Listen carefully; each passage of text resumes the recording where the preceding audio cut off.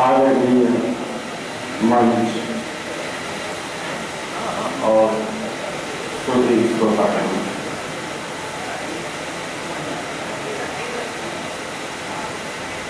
मेरी आवाज पर पहरा है खांसी का। जब बोलता हूँ तो खांसी उभर जाती है और मैं हमेशा ठाटा लगाने वाला आदमी हूँ। मित्रों को देखकर और हर्षित होता हूँ, लेकिन ठाटा पर प्रतिबंध है, नहीं हंस पा रहा हूँ। तो ऐसा ही लगता है कि मेरी आवाज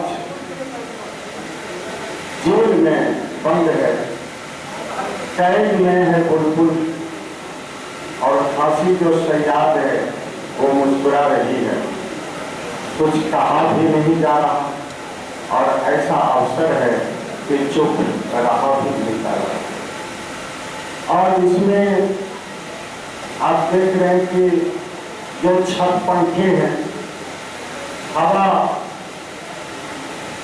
दे रहे हैं, लेकिन हवा देने का शोर नहीं बचा रहा। लेकिन जिनको बड़ा घमंड है कि हम अपने पद पर खड़े हैं, पता नहीं कि तो और कितना हवा दे रहे हैं,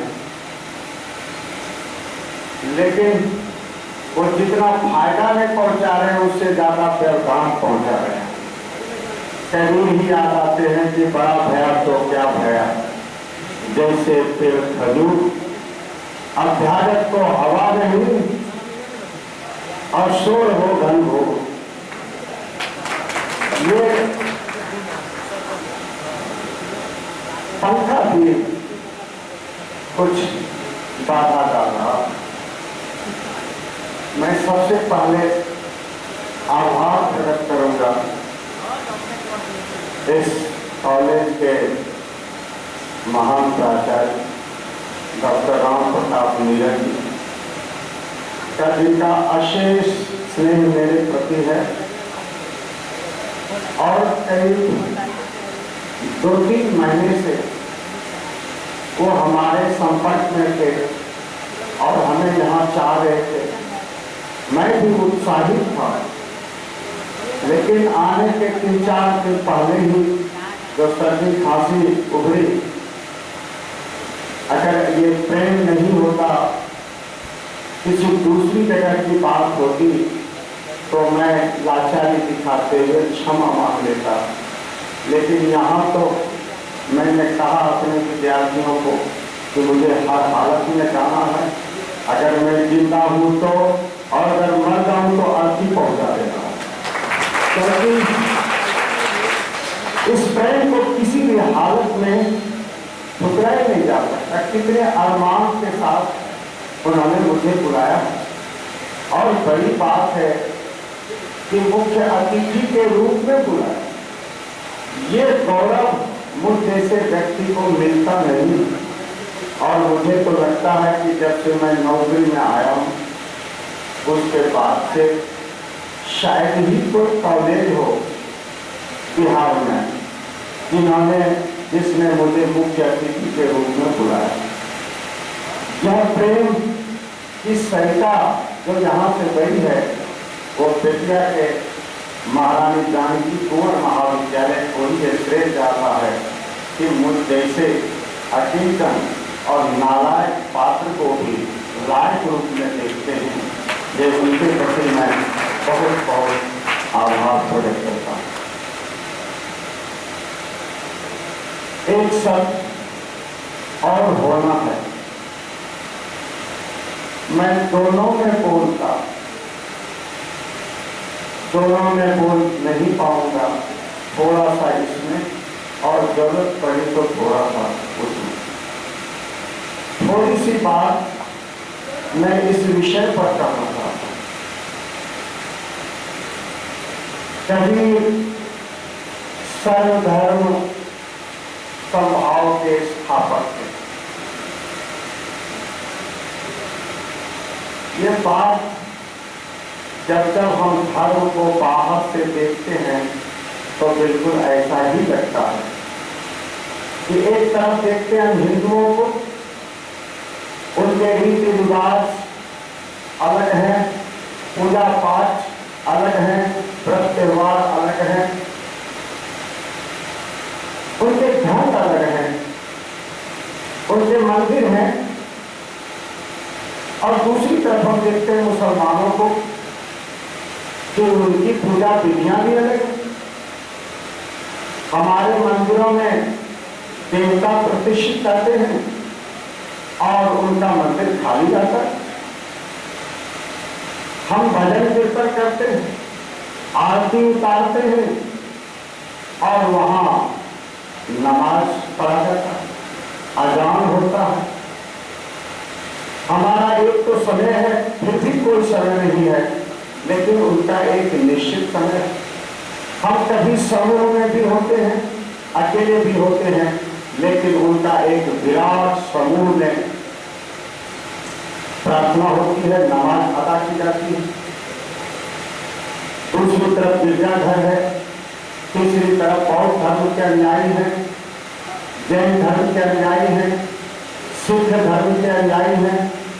सब में एक विविधता हमें दिखाई पड़ती है और सबके साथ एक ही भ्रम है कि उसका धर्म सबसे बड़ा, सबसे महान। हिंदुओं को लगता है कि संसार को हम तो गुरु रहे हैं, विश्व गुरु रहे।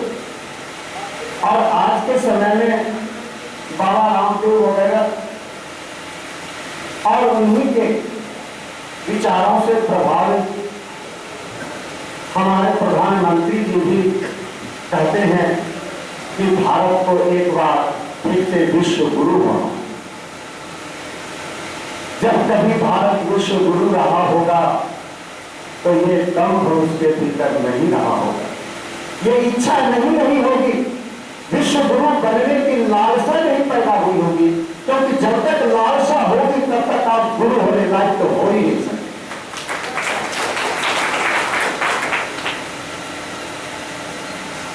ये लालसा, वासना, इच्छा, किसी की मौत पर तो धर्म पैदा होता है।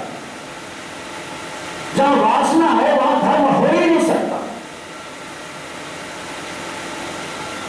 जहां मनोविकार है, जहां नाना प्रकार की कुंठाएं हैं, वहां धर्म का स्थान नहीं, पूजा का स्थान नहीं। लेकिन हमारी सारी पूजा वासना पीड़ित है। हमारा सारा धर्म इच्छा केंद्रित है। बिना इच्छा के तो हम अग्रसर हो ही नहीं सकते। भगवान जो है वो तो साधन है हमारी इच्छा पूर्ति के, वो सेकेंडरी है। परमात्मा बड़ा नहीं है, बड़ा और बड़ी है हमारी इच्छा, हमारी मांग जो हम चाहते हैं। अगर परमात्मा बड़ा होता तो कोई कहता कि हे प्रभु मुझे धन दो, मुझे संतान दो, मुझे यश दो, मुझे पद दो, अमुक हजार चीजें दो। ये कोई मांगता? कहता कि बस तुम ही मिल जाओ मुझे, तुम मिलो, क्योंकि तुम मिले तो सब कुछ मिलते। परमात्मा की खोज, परमात्मा की मांग नहीं है। परमात्मा जैसे हमारा नौकर चाकर है, जैसे नौकर चाकर हमारी इच्छाओं की पूर्ति करता है, तो साधन बता देता है, वही भूमिका हमने धर्म में परमात्मा की बना रखी है। वही हमारी पूजा है, वही हमारी भक्ति है, वही हमारा व्रत है। ये मित्रों धर्म नहीं है। धर्म का इससे कुछ लेना देना है ही नहीं। अगर धर्म यही है तो फिर संसार क्या है, विषय वासना क्या है? ये धर्म का संबंध हमारे आत्मिक खोज से, अपनी पहचान से। मैं कौन शुरुआत इस जिज्ञासा से शुरू, और अगर इस तरह की जिज्ञासा नहीं उठी है तो प्रश्न ये उठता है कि आपके जीवन में, हमारे जीवन में धर्म का कभी सूर्योदय हो सकता है? क्योंकि ये मूलभूत जिज्ञासा है, मैं हूं कौन, मैं कहां से आया और क्या हो रहा है मेरे साथ, फिर कहां मैं चला जाऊंगा? कौन है जो कुछ काल के लिए आकर नाटक कर रहा है, तमाशा कर रहा है, कुछ खेल कर रहा है, न उसके पूर्व का पता है न पश्चात का पता है? ये प्रश्न जब गहराई में उतरता है, बहुत बेचैनी पैदा करता है, तब जाके धर्म की सुख उगाहट होती है, धर्म के जागरण की बात पैदा होती है। इसके अलावा दूसरा धर्म नहीं है। और जिसने धर्म को जाना है, किसी रूप में जाना है, दूसरे रूप में नहीं। हमारे यहाँ एक शब्द है अवतार, जैसे रामावतार, कृष्णावतार, बुद्धावतार, अनेक अवतार। क्या अवतार शब्द का माने क्या होगा? अवतार शब्द का माने का अवतरण, उतरता है। धर्म है नहीं, आता है, और आता तब है जब उसके लिए हम परिस्थिति पैदा करते हैं, जब उसके लिए हम वातावरण बनाते हैं, तो उस वातावरण में धर्म का अवतरण होता है। और किसी व्यक्ति में अवतरण होता है, समाज में नहीं होता। समाज में आज तक धर्म का अवतरण हुआ ही नहीं। किसी बुद्ध के भीतर हुआ, किसी कृष्ण के भीतर हुआ, किसी गोरखनाथ के भीतर हुआ। समाज के भीतर धर्म का अवतरण नहीं होता है। जब भी होता है तो व्यक्ति के भीतर ही होता है। और जब तक वह व्यक्ति जिंदा रहता है, तब तक धर्म अपने आभा से, अपने प्रकाश से दुनिया को प्रकाशित करता है। लेकिन वो ज्योति जिस दिन बुझती है, फिर अंधेरा छाता है, और फिर उसके बाद धर्म की जगह पे संप्रदाय पैदा होने लगता है। और सारी दुनिया में जो हजारों धर्म हैं, वो धर्म नहीं, वो संप्रदाय है, वो लाश है। अभी हम लोगों ने देखा, दीप प्रज्वलित किया। क्या ये महज रीति रिवाज है? ये बहुत बड़ा संकेत है, बहुत बड़ा प्रतीक है। इसको स्मरण रखें। एक दीप शिखा हमने पैदा की, एक चिंगारी पैदा हुई, और चिंगारी पैदा हुई, उसके लिए परिस्थिति पैदा हुई। हमने दीपक तैयार किया, उसमें तेल डाला, उसमें बाती डाली, और एक प्रज्वलित चिंगारी को ले गया। बाती बुझी हुई थी, लेकिन अचानक हम देखते हैं कि बाती जल उठी। वह जो दीप शिखा है, वो कहां से आई? वो कहां से आई? हमने सिर्फ परिस्थिति क्या हम कह सकते हैं कि हमने पैदा किया? हमने सिर्फ परिस्थिति पैदा की, और दीप शिखा कुछ देर तक जलती रही। लौ वो आत्मा की लौ थी, वो हमारी चेतना की लौ थी, वो हमारी जागृति की लौ थी। और वो लौ जिस दिन बुझती है तो बाती रह जाती है, बाती दीपक रह जाता है, दिया रह जाता है। और दिया अनेक प्रकार का हो सकता है। यहाँ पर हमने देखा कि स्तंभाकार दिया था, दिया गोलाकार हो सकता है, चौकोर हो सकता है, नौकाकार हो सकता है, दिया अनेक रंग का हो सकता है, लेकिन शिखा का रंग सिर्फ एक ही होता है। तो हमारी चेतना का रंग, हमारे धर्म का रंग सिर्फ एक ही होता है, दूसरा रंग होता ही नहीं। धर्म तो होता ही नहीं। जिन्होंने भी धर्म को पाया है, उसने पाया है सिर्फ वो एक ही है। अधर्म अनुभूति है, और अनुभूति एक ही होती है, उसमें भेद नहीं होता। उसके पाने के मार्ग अलग होते हैं, अभिव्यक्ति के ढंग अलग होते हैं। सिर्फ इसी वजह से हम लोगों को भ्रम होता है कि धर्म अनेक हैं।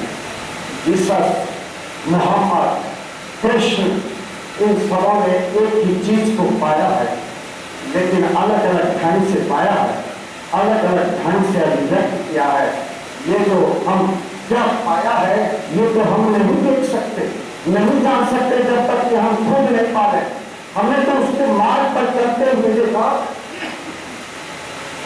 अभिव्यक्त करने के ढंग को देखा, और इसमें विविधता देखकर हमने समझ लिया कि वो अलग धर्म है, ये अलग धर्म है। और फिर हम लड़ने लगते हैं, फिर हमारा अहंकार शामिल होता है, हम ये बताने लगते हैं कि हमारा बड़ा है, वो कहता है हमारा बड़ा है, फिर युद्ध होता है, हिंसा होती है। और धर्म के नाम पर दुनिया में जितनी हिंसा हुई आज तक, उस पर राजनीति के द्वारा भी उतनी हिंसा नहीं हुई है। जो जितनी ऊंचाई पर बात जा सकती है वो उतनी ही निचाई तक पहुंच सकती है। जहां पहाड़ ऊंचा होता है उसकी घाटी भी उतनी ही। भारतवर्ष में कभी धर्म की ज्योति जली और भारतवर्ष आज खंडक में है। धर्म की दृष्टि से भारतवर्ष पतन के दौर में है। कभी बुद्ध की ज्योति यहाँ से पूरी दुनिया में फैली थी, कृष्ण की फैली थी और लोगों की उपनिषद फैला था, वेद फैले थे। लेकिन बाद में भारतवर्ष का बहुत ज्यादा पतन हुआ। तो मैं अगले सत्र में इस चीज पर अपनी बात रखूंगा कि कबीर ने वही पाया है जो मोहम्मद ने पाया था और कृष्ण ने पाया, जो मीरा ने पाया था, चैतन्य ने पाया था, जो गुरु नानक ने पाया था और गोरखनाथ ने पाया था, जो रामानंद ने पाया था, पाया वही था। और इसीलिए कभी हमें दिखाई पड़ते हैं सब धर्म के प्रति संभाव, उसके पीछे कोई बौद्धिक कारण नहीं है कि कबीरदास अकबर जैसे उदार चेता आदमी थे और तीन इलाही चलाना चाहते थे कि सारे धर्म को मिला के एक धर्म अकबर विफल हुए। विफल होने के लिए अक्षत थे, क्योंकि ऊपर से कुछ मेल नहीं किया जा सकता। ईश्वर अल्लाह तेरे नाम आप जपते रहिए, हिंदू मुसलमान टकते रहे, ऊपर से मेल हो नहीं सकते बिना उस अनुभूति के कि जो आत्मा हमारे भीतर है वही आत्मा उसके भीतर है। और बिना अपनी आत्मा को जाने दूसरे की आत्मा को जाना ही नहीं जा सकता। जब तक हम अपने भीतर प्रवेश नहीं करते तब तक हम अहिंसक नहीं हो सकते, तब तक हमारे भीतर भाईचारा नहीं हो सकता, तब तक हमारे भीतर संभव हो ही नहीं सकता। कोई भी बौद्धिक गोष्ठी, हम लोग बौद्धिक गोष्ठियों में खूब पछताते हैं, खूब करते हैं कि देखिए कैसा समय आ गया, हम लोगों को जब भी कैसा होना चाहिए। अभी एक कबीर की बड़ी अच्छी पंक्ति आई कि जो घर जा रहे अपना चले हमारे साथ, जो घर जा रहे अपना घर चलाने का मतलब हमारी जो आसक्ति है जो हम फैलाए हुए हैं और सारे संबंध बनाए हुए, आसक्ति के जलाने की बात है। आसक्ति के कारण ही कोई मुझे अपना दिखाई पड़ता है, उसी के कारण कोई मुझे पराया और दुश्मन दिखाई पड़ता है। और जिस दिन आसक्ति समाप्त होती है उस दिन अपना भी नहीं कोई आता, पराया भी नहीं कोई आता, और तभी जाकर संभाव आता है। और ये संभाव हमारे विचार करने से नहीं आ सकता, हमारे उपदेश देने से नहीं आ सकता। ये सिर्फ एक ही मार्ग है कि वो अनुभूति मैं कौन हूँ। जिस दिन मैं जानूंगा कि मैं कौन हूँ उसी दिन पता चलेगा कि तब प्रणसी तुम भी वही हो, तो मैं हूँ वही तुम हो। अपने को कौन मार सकता है? दूसरे को मारना तो अपने आप को मारना है। इसको जाना था रामकृष्ण के बारे में, परमहंस के बारे में एक कहानी है कि दक्षिणेश्वर जा रहे थे अपने आश्रम से नौका पर, कुछ उनके भक्त के साथ में, के बीच गंगा की धारा में नाव पहुंचती है। अचानक वो चीखने चिल्लाने लगते हैं और पीठ की तरफ बहुत छटपटाने लगते हैं। क्या हुआ? अचानक कहीं कोई तो है, बचाओ मुझे, बचाओ। क्या हुआ? कोई तो है, किससे बचावे? और जाकर देखा रामकृष्ण को तो देखता है कि उनकी पीठ पर लाठी के निशान उगे हुए हैं, लहूलुहान पीठ है। ये कैसे हो गया? क्या हो गया? और नाव आगे बढ़ती है, तुरंत दिखाई पड़ता है कि दूर में एक आदमी किसी को बेरहमी से निर्दोष को पीट रहा था और वो पिटाई यहाँ तक पहुँच रही थी। और वो उसकी अनुभूति रामकृष्ण की अनुभव किया जैसे उस पर ही पिटाई हो रही।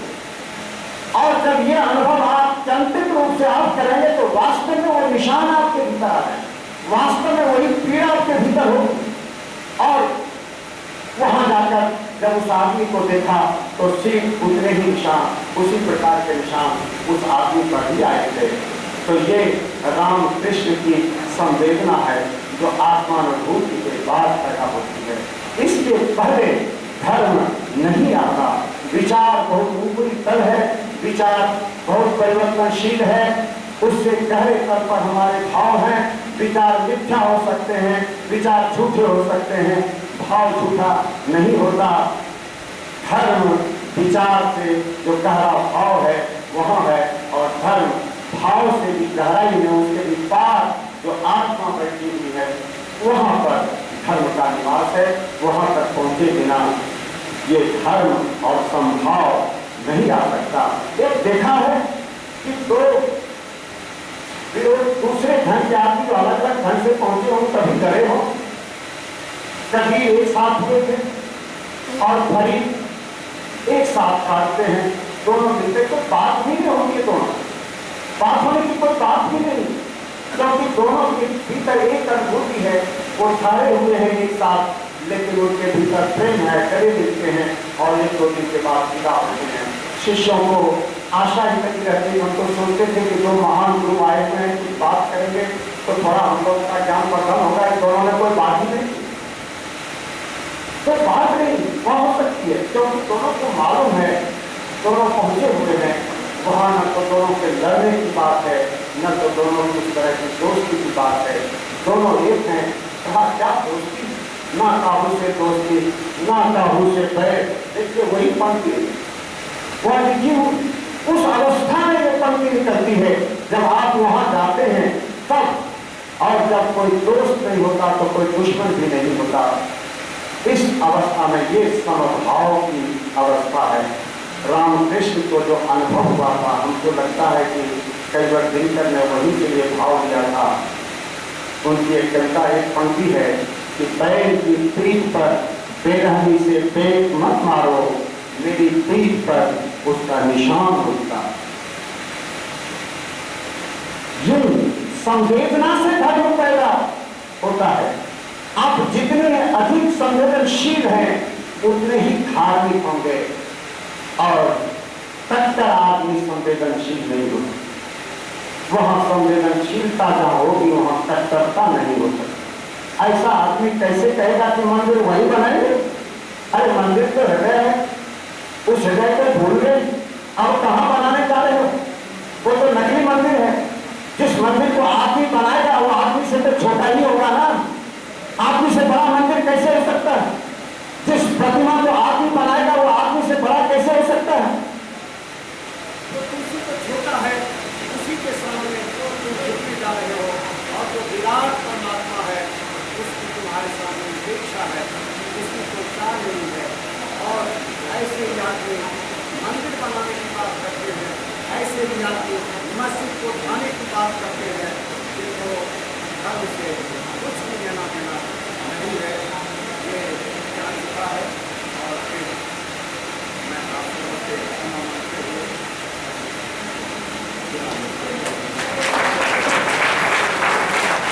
तौर पर कहा कि अष्टादश पुराणेषु व्यासस्य वचने द्वयम् परोपकाराय पुण्याय पापाय परपीड़नम्। कवि कहते हैं कि कविया सोई पीर है जो जाने सब पीर, जो परपीर न जाने सो काफिर बेपीर। तो काफिर वे हैं जो दूसरे की पीड़ा को नहीं समझते। डॉक्टर चौधरी बहुत ही गहराई से उन शाश्वत तत्व विश्लेषण कर रहे थे जो धर्म की असली दहलीज तक हमें पहुंचाने में सहायक होते हैं। बहुत बहुत उनका आभार मैं व्यक्त करता हूं। और फांसी भले ही उन पर पटना में हावी हो गई रही होगी, अब वे ही फांसी पर हावी रहेंगे, उनके विचार और वक्तव्य हावी रहेंगे। और हमारा जो तकनीक आज की सभा के अध्यक्ष डॉक्टर राम प्रताप मीणा जी, जो प्राचार्य भी हैं इस महाविद्यालय के, और मेरे अत्यंत आदरणीय डॉक्टर सच्चिदानंद त्रिपाठी जी, जो रसायन शास्त्र के विख्यात विद्वान है। यहाँ RSSY के प्रधानाचार्य राम नरेश भाई और हमारे पटने से पधारे हुए आज के विद्वान मुख्य वक्ता और पटना विश्वविद्यालय के हिंदी विभागाध्यक्ष तो प्रसिद्ध विद्वान डॉक्टर मटुकनाथ चौधरी जी, हमारे प्रियवर राम पूजन जी जो कोशिश से तस्वीर ला रहे हैं, राजनीति शास्त्र की विदुषी डॉक्टर मंजिली वर्मा जो LS कॉलेज मुजफ्फरपुर में है, और मैं परमेश्वर भाई से इससे मांगूंगा कि मेरा यह अपना कॉलेज रहा, इसलिए थोड़ा वक्त तो मुझको आपको देना चाहिए। और जब मैं सामने देख रहा हूँ तो मेरे सहकर्मी मित्र डॉक्टर विजय कुमार तिवारी, डॉक्टर विजय शंकर पांडेय जी, डॉक्टर विजय चौबे, अगर मुझको याद है तो मैं नाम सही भूल रहा हूँ, और इसके पूरे सूत्रधार हमारे भाई, इनसे प्रिय मेरा कोई नहीं है, हिंदी के अधिक विद्वान, कवि, आलोचक और इसके सचिव आयोजक के डॉक्टर परमेश्वर भट्ट जी, मेरी शिक्षा प्रोफेसर शैल कुमारी जी, भावती जी, और मेरे मित्र और चंद्रशेखर भट्ट मिश्र की परंपरा में आने वाले डॉक्टर रजनीश मिश्र जी, और मेरे अनुज NSS के प्रभारी खुर्शीद जी, मैं नाम गलत कर रहा हूँ, शमशूर है, और मध्यारी MS कॉलेज से जिसमें मेरे व्यक्तित्व की निर्मिति हुई है, वहाँ के हिंदी विभागाध्यक्ष और हिंदुस्तान के पैमाने पर जाने वाले खासकर मुशायरे से और कवि सम्मेलन से शीर्षक संचालक डॉक्टर अरुण कुमार, मेरे शिष्य भी और करीब भी बड़े विद्वान, और JNU के प्रोडक्ट डॉक्टर नरेंद्र कुमार जी, जो संयोग से आज मेरे पोस्टग्रेजुएट विभाग में करीब हैं। इनको हम लोगों ने बुलाया है, इनको कष्ट देने के लिए न्याय से मूल्यांकन हो रहा है, हम लोगों ने किसी को नहीं पूछा था, लेकिन MS कॉलेज में इन्होंने जो कराया उस अनुभव का हम लोग लाभ ले रहे हैं।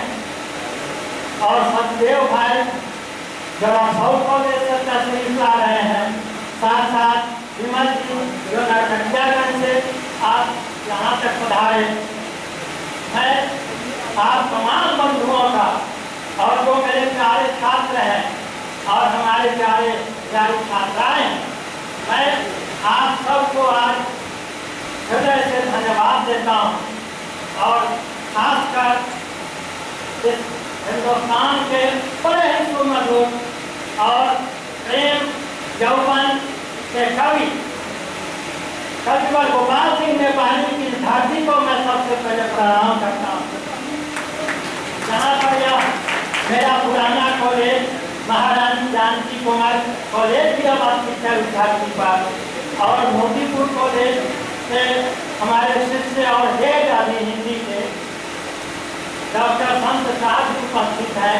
मैं इस कॉलेज के पुराने शिक्षक के नाते भी इस कॉलेज में आपका स्वागत करता हूँ, क्योंकि यह मेरा दायित्व भी बनता है और मेरा कर्तव्य।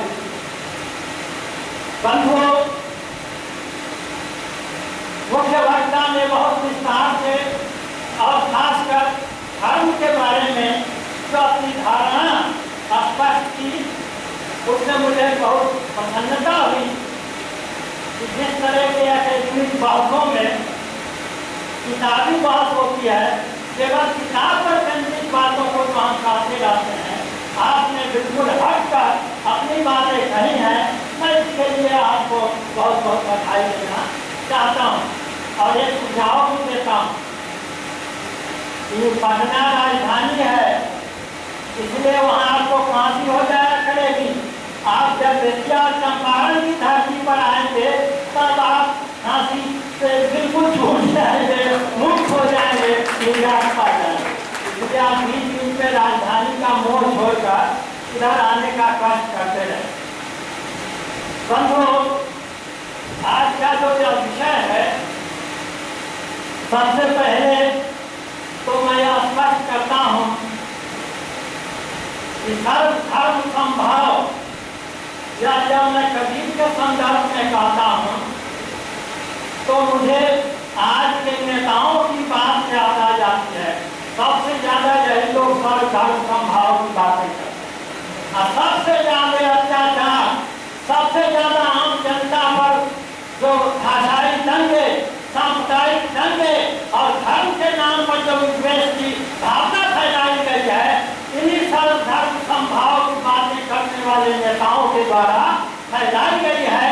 इसलिए इस संदर्भ में हम कम से कम कबीर को नहीं भरते। कबीर के कहने की शैली, मैं 3 बातें पढ़ाता हूँ अपने छात्रों को, तो कहता हूँ कि 3 शब्दों को नोट करो, अक्षर, अक्षर और घुमक्कर। इन तीनों शब्दों को साथ लोगे तो तुम कबीर को समझ जाओ।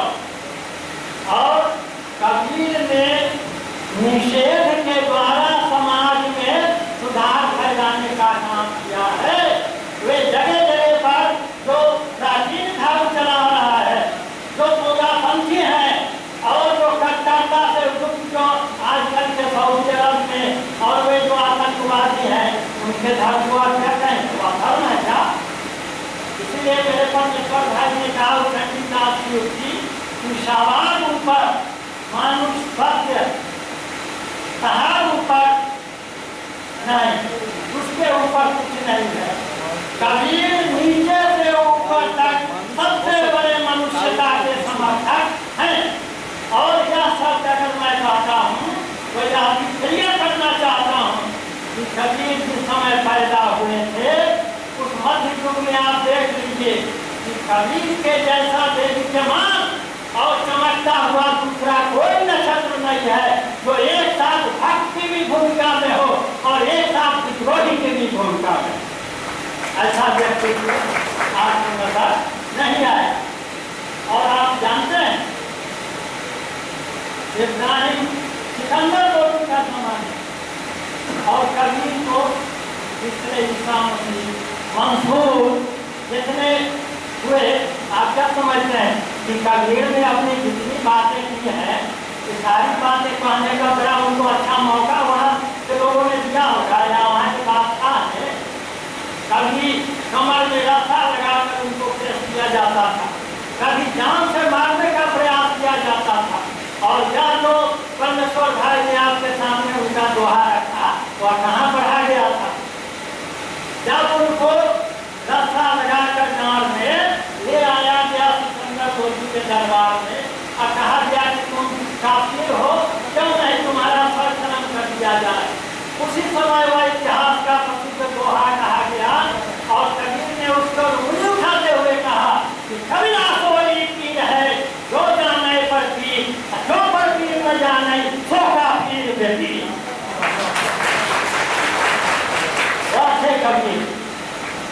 इसलिए कबीर को उसी तरह आप देखिए किस तरह से कोई बैठा हुआ है बहुत ऊंचे आसन पर और वहां से सबको एक दृष्टि से देख रहा है। जैसे प्रेमचंद का कोई धर्म नहीं था, लेकिन धर्म के बारे में बहुत ज्यादा लिखा है, लेकिन कोई धर्म के प्रवर्तक वे नहीं। उसी तरह कबीर जिस समय पैदा हुए तो आप देखिए वह 14वीं से 15वीं शताब्दी के बीच का समय है और उसमें 7वीं 8वीं शताब्दी से ही आप देखेंगे कि जो धर्म चला आ रहा था और जो बाद में इन्होंने कहा संस्कृत है डूब जल भाषा बहता नीर, तो इसकी भूमिका शुरू हो गई और उसके खिलाफ में कभी जैनों का, बौद्धों का यह सब जो प्रयास शुरू हो रहा था, तो देशी बैना सब जन मिथ्या की भूमिका शुरू हो चुकी और प्राकृत और पाली से छनकर आते हुए जो अपभ्रंश तक आता है, तो बाद में घिसते घिसते पुरानी हिंदी के रूप में भी हमारे सामने आता है। तो कबीर जिस भूमि पर आपके सामने पहुंचे थे, क्या वो एक दिन में भूमि पर पहुंच गए थे? कभी भी वर्तमान के सूत्र को आप अतीत में ढूंढें। आप देखिए कबीर साहित्य के सबसे प्रामाणिक विद्वान आचार्य खंडारी प्रसाद द्विवेदी ने कबीर पुस्तक में लिखा है, और सरोवर उपाध्याय सरहपा मैं समझता हूँ 107 या 108 पृष्ठ है कबीर, आप देख लेंगे क्या लिखते हैं। अब ग्रंथ में है, मैं कह देता हूँ कि आपने भी आपका ब्राह्मण ही माँ जानंत ही देव देखा ऊपर है वो बेचो देव मक्की पानी कुछ रहे कैसे है अठारह ही पैसी आगे हुनन करके रही, और उसके बाद तो सब जाता है बड़ा मारक है। ये दिया कोई है जो क्या है आपको याद है, जो न काव्य होई मुक्ति वो सुनहत या जो आज दरवाजा कबीर के बहुत पहले का। अब आप कबीर का टेबल मिलाइए, उसमें उन्होंने क्या कहा कि अगर नंगा घूमने मात्र से मुक्ति मिलती हो, वह दिगंबर तो जैन है, उन पर जंग है कि अगर नंगा घूमने से आदमी को मुक्ति मिलती है तो सबसे पहले किसको मुक्ति मिलनी चाहिए? सियार को और कुत्ते को। जब सियार नंगा घूमता है यह सूत्र आप ढूंढिए। कबीर किसमें है? 14वीं और 15वीं शताब्दी के बीच। और भी है राम सिंह बाहुर, जो जैन मुनि थे राम सिंह बाहुर, उन्होंने भी बहुत लिखा। सांप को अगर आवरण केवल सांप उतार देता है तो इससे उसका जहर जो है वह खत्म नहीं होता है।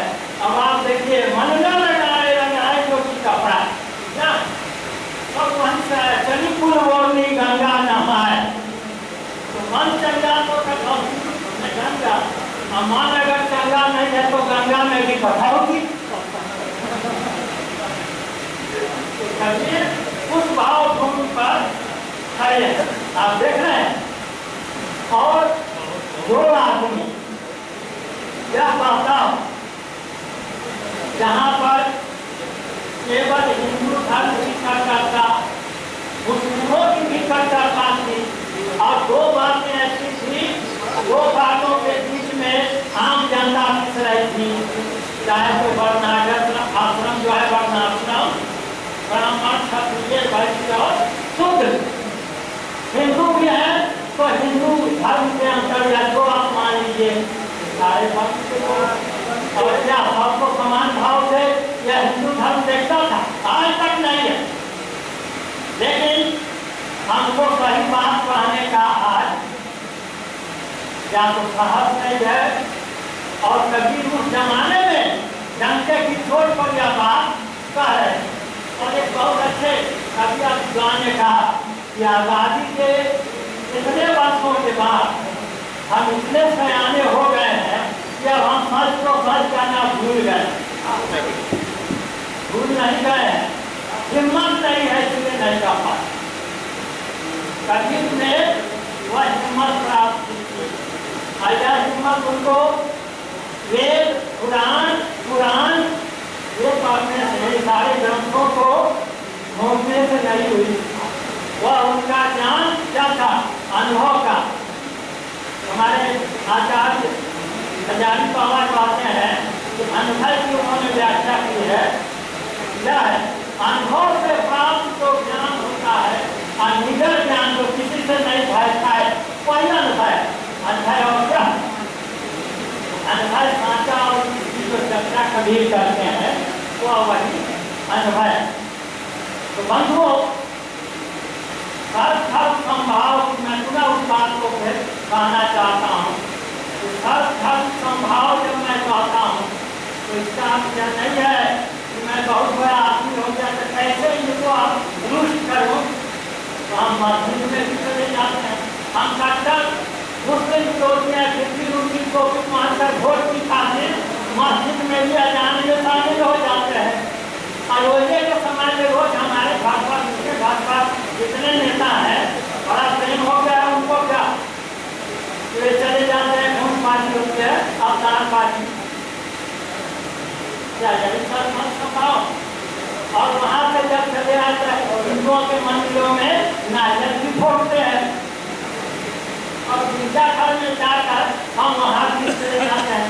नहीं, यह धर्म है, खमोशता है, दोगलापन है। किसी दोगलेपन के खिलाफ कबीर ने अपनी आवाज जब तक जीवित रहे बुलंद की। यही कबीर। इसलिए कबीर को जब याद करना हो और उनका अनुयायी बनना हो तो केवल कविता मत ज्वाइन करने से नहीं होगा, उसके लिए कलेजा भी चाहिए इस बात का। नहीं तो कबीर की बातें कहना आप छोड़ दें। मुझे खुशी है कि कबीर उस जाति प्रथा में भी नहीं शामिल नहीं है, इसलिए कबीर की क्या जाति, कोई जाति नहीं है। और सीधे लिखा क्या जाति न पूछो साधु, पूछ लीजिए यहाँ बहुत सच्ची बात है। तो कबीर न किसी धर्म और मजहब के थे। बार बार उन्होंने कहा है कि राम हिंदू कहे वही नाम प्यारा, अतुर्क कहे रहमाना, आपस में लड़ तो हुए अमान ने कहा जाना। क्या मैं पूछता हूँ कि धर्म की व्याख्या की जब तक मनुष्य के जीने के लिए आप रास्ता नहीं आसान करेंगे, जिसमें एक कमजोर आदमी वैसा चाहता है वैसा जीवन जिए, तब तक धर्म का कोई अर्थ नहीं है। और क्या है, जीवन पद्धति है। जीवन से काट कर आप धर्म की व्याख्या नहीं कर सकते। इसलिए राधा कृष्ण ने क्या कहा है, Hindu religion is nothing but A way of life. और जीवन की पद्धति है। इसी तरह तमाम जो धर्म है वे आपके जीवन में आप कैसे उठते बैठते हैं, आपका आचार व्यवहार कैसा है, और जीवन जीना जो कठिन कर दे आपका, जीवन जीने की शर्तों को इतना मजबूत कर दे कि आप जीवित भी न रह सके, तो चाहे दुनिया का कोई धर्म हो वो धर्म नहीं है। धर्म छोड़कर और जो कुछ होगा हो सकता है। उन्होंने साफ साफ कहा, वासी हम उस देश के जहाँ जाति वर्ण कोई न है। तो उस देश के वासी है जहाँ न कोई जाति है न कोई वर्ण है और कुछ नहीं। और बहुत सारी बातें की तो कबीर ने अपनी कविताओं के द्वारा समाज में जिस तरह से हम लोग गाड़ी से चलते हैं तो हम लोग स्पीड ब्रेकर लगाते रहते हैं कि इतनी रफ्तार ना हो जाए कि दुर्घटना हो जाए। हमारे कबीर भी वही स्पीड ब्रेकर का काम करते हैं जिससे कि आम आदमी की जिंदगी खुशहाल हो सके, आम आदमी जैसा चाहे वैसी जिंदगी जी सके। इसलिए कबीर कोई महामहिम वेशभूषा धारण नहीं करते हैं। कबीर उतने बड़े होने के बाद भी आप जानते हैं कबीर के समय में जितने साधु लोग अपने मुल्क बनाने वाली सभा करते रहे होंगे, उसी समय में कबीर किसी नदी के किनारे किसी वृक्ष की छाया में वे भी अपने अनुयायियों के साथ अपनी इसी तरह की बातों के द्वारा लोगों को समझाने का काम करते रहे होंगे कि जो तुम्हारे जीवन में किस तरह का प्रेम पैदा करे तो उसके खिलाफ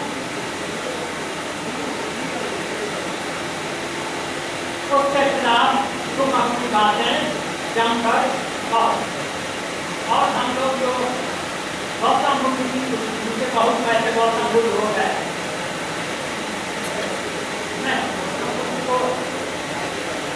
जो हुए वो आज से 2500 आभार है उनका, लेकिन कुछ सच प्रकट किए बगैर उनका आभार पूरी तरह प्रकट नहीं हो पाएगा।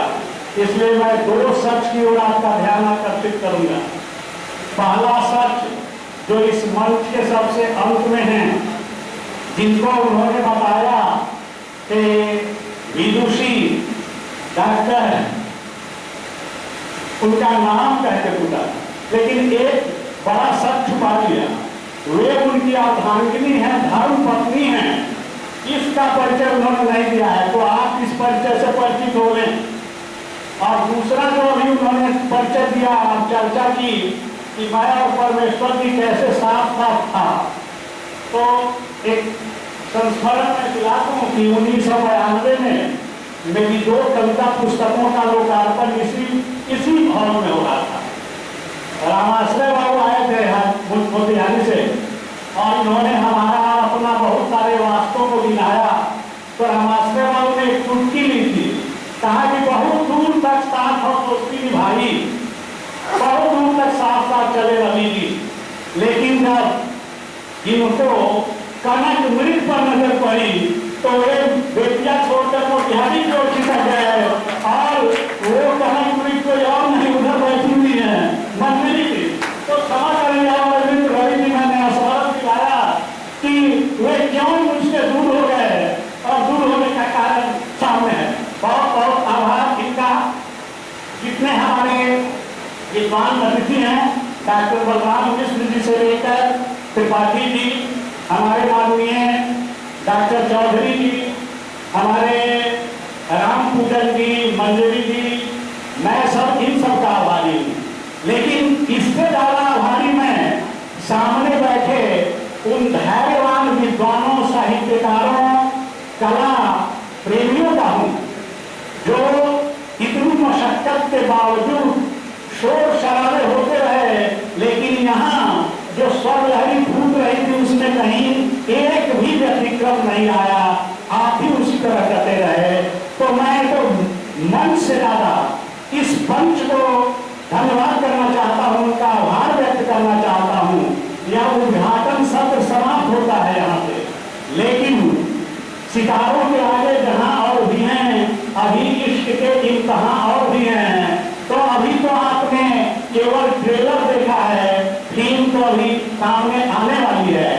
भोजन का सत्र हमारा है, यहाँ से हमारे जितने भी माननीय अतिथि हैं और हमारे प्रतिभागी गण हैं, उनका भोजन उनका इंतजार कर रहा है। हमारे मित्र साथी आपको वहां तक ले चलेंगे, आप क्रमशः धैर्यपूर्वक शांति से भोजन करेंगे। फिर मेरा तकनीकी सत्र, दूसरा सत्र आरंभ होगा इसी जगह। समय व्यतिक्रमित भले ही हो जाएगा, लेकिन आप उनका रसपान करेंगे। और काल प्रयोनिधि का त्रिकाल में कोई कुल नहीं है, घंटों में हमने बांटा है, घंटों को हम समेट देंगे। बहुत बहुत आभार, बहुत बहुत धन्यवाद। हम हमारे जो मित्रगण हैं जरा चलेंगे साथ।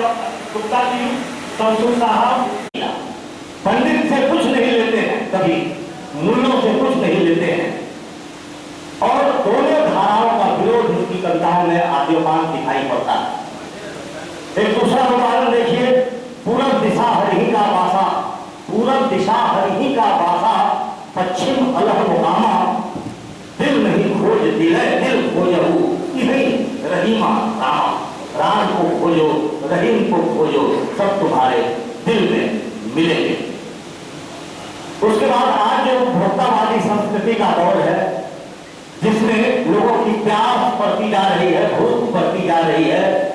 एक बिल्डिंग बना लिया, संतोष नहीं हुआ, बड़े शान से कहने की 16 किराएदार रखते हैं, हम इतना किराया वसूलते हैं, कहाँ भाग रहे हो प्यारे।